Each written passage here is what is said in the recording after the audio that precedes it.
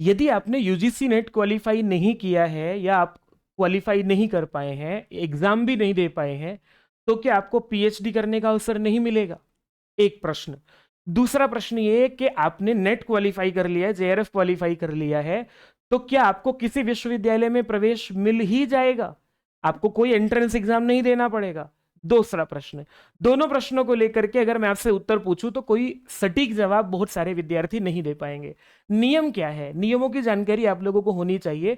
मैं नियम बताने आया हूं आप लोगों को विद्यार्थियों, क्योंकि ऐसे समय पर यह नियम जानना बहुत जरूरी है जब यूजीसी नेट का एग्जाम कैंसिल हो गया है, रिजल्ट का कोई अता पता नहीं है, और जो धड़ाधड़ धड़ाधड़ फॉर्म निकलते चले जा रहे हैं पीएचडी के लिए विश्वविद्यालयों में, तो क्या यह अवसर आपके हाथ से 2024-25 के लिए निकल गया है?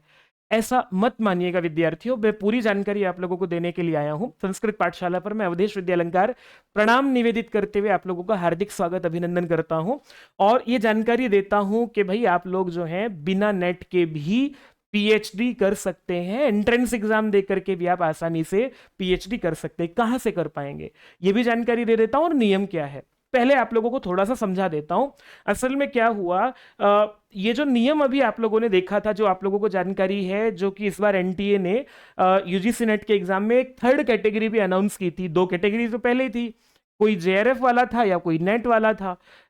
तीसरी कैटेगरी भी अनाउंस की कि अगर किसी को विश्वविद्यालय में पीएचडी में एडमिशन चाहिए तो उसके लिए उसका स्कोर कार्ड जो है वो उसके आधार पर विश्वविद्यालय मेरिट लगा सकता है।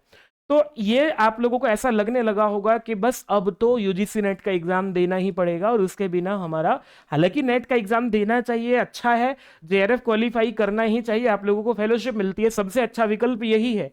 पर अगर किसी व्यक्ति का वो नेट का एग्जाम नहीं दे पाया है तो भी क्या उसके लिए विकल्प है? मैं आप लोगों को वैकल्पिक व्यवस्था बताता हूं।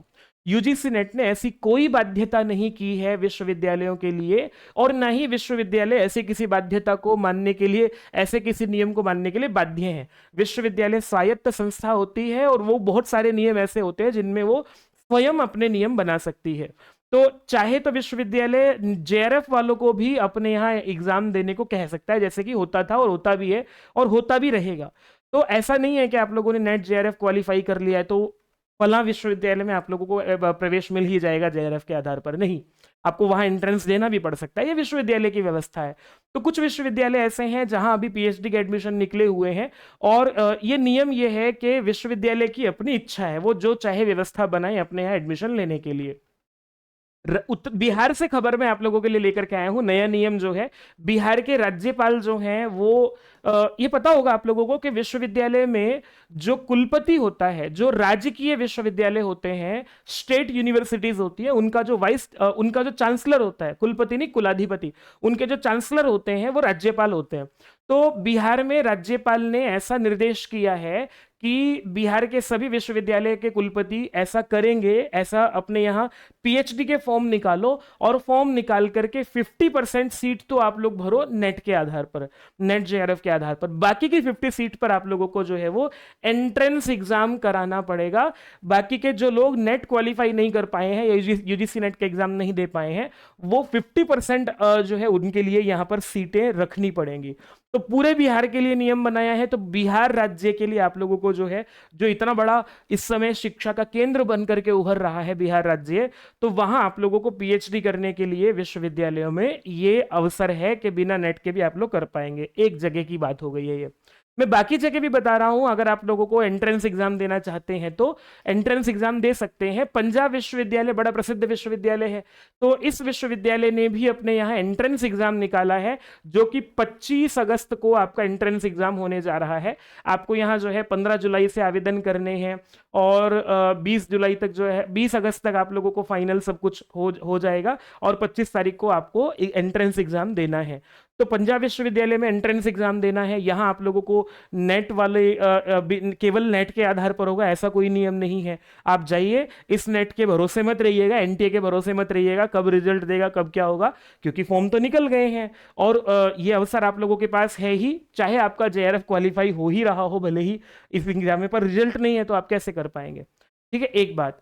और इसी तरह से जो है मैं यूनिवर्सिटी बता रहा हूँ आप लोगों को, तिरुचिरापल्ली की यूनिवर्सिटी है तमिलनाडु में, इसने भी ऑनलाइन टेस्ट अपना 18 अगस्त को आयोजित करने के लिए 5 अगस्त से लेकर के जो है वो लास्ट डेट जो है 5 अगस्त से फॉर्म भरने की, और 18 अगस्त को एग्जाम ले लेंगे ये अपने यहाँ पीएचडी के एंट्रेंस के लिए। इसी तरह से जो है वो प्रयागराज विश्वविद्यालय, ये तो सबसे प्रसिद्ध, बहुत प्रसिद्ध विश्वविद्यालयों में प्रयागराज विश्वविद्यालय, और बहुत बड़ा है, बहुत सारे महाविद्यालय इस विश्वविद्यालय के अंतर्गत आते हैं। वहां 1182 सीटों के लिए पीएचडी के लिए आवेदन मांगे हैं 47 विषयों में। और मजे की बात यह विद्यार्थियों कि चाहे आपने जेआरएफ क्वालिफाई किया हुआ है, चाहे आपने जो है उसके नेट है जेआरएफ है, लेकिन आप लोगों को एग्जाम तो फिर भी देना ही पड़ेगा, ऐसा इन्होंने कहा है। आप लोगों को दिख रहा होगा कि यहाँ से जो है 12 अगस्त तक आप लोग 19 जुलाई से आवेदन शुरू हो गए हैं, 12 अगस्त तक आप लोग आवेदन कर सकते हैं। और यहाँ जो 2 टेस्ट होंगे, एक पहला टेस्ट एग्जाम जो है वो रिटर्न होगा या जो भी ऑब्जेक्टिव टाइप है वो होगा, फिर इसके बाद इंटरव्यू होगा, तो उसमें जेआरएफ वालों को भी एग्जाम देना पड़ेगा। तो जाइए भैया विद्यार्थियों, आप लोग जो है यहाँ पर आवेदन कीजिए और अपना पीएचडी के लिए बढ़िया अवसर है यहाँ पर। आपको देखो लिखा हुआ है ये वाली बात भी, ऑल कैंडिडेट्स जो वहां पर किस इलाहाबाद विश्वविद्यालय से प्रयागराज विश्वविद्यालय में जो लोग असिस्टेंट प्रोफेसर लगे हुए हैं वो पीएचडी करना चाहते हैं, तो उन्हें तो छूट दी है एंट्रेंस टेस्ट से, केवल इंटरव्यू में उन्हें भी बैठना पड़ेगा, उन इंटरव्यू की तो व्यवस्था होती है, लेकिन बाकी जो जेआरएफ लोग हैं, नेट जेआरएफ लोग हैं, उनको भी लेवल 1 के एग्जामिनेशन में अपीयर होना पड़ेगा। तो भाई इस तरह से विद्यार्थियों आप लोगों को अब कोई भ्रम की स्थिति नहीं रहनी चाहिए कि बिना नेट के, बिना जेआरएफ के आप लोग पीएचडी कर पाएंगे या नहीं कर पाएंगे। बिल्कुल कर पाएंगे। आप लोगों को 50% सीट तो बिहार में मिली गई है। इस तरह से और भी विश्वविद्यालय हैं, मैं धीरे धीरे धीरे आप लोगों को और विश्वविद्यालयों के लिए अभी आगाह करना शुरू करूंगा। चैनल को सब्सक्राइब कीजिएगा, मैं अगले 8-10 दिन आप लोगों को लगातार बताऊंगा कि कहाँ किस किस विश्वविद्यालय में कहाँ कितनी सीट है, कौन आवेदन कर सकता है, कैसे आवेदन करना है, ये सब जानकारी आप लोगों को देंगे ही। तो जानकारी कैसे लगी और आप लोग इस पर किस तरह से सोचते हैं, या क्या राहत की सांस मिली आप लोगों को कुछ, मुझे जरूर कमेंट करके बताइएगा। और पाठशाला जो है वो हमारी संस्कृत पाठशाला, ये बड़ी सुंदर सी पाठशाला हमने बनाने का प्रयास किया है। आप लोग जैसे जैसे इस पाठशाला से जुड़ेंगे, ये इसका और सुंदर पाठशाला हमारी बनती चली जाएगी और आप लोगों को नियमों की सटीक जानकारी देंगे। कोई ऐसे ही व्यूज वाले वीडियोस नहीं, आप लोगों को नियमों की सटीक जानकारी वाली वीडियो मिलेंगी। नमस्ते।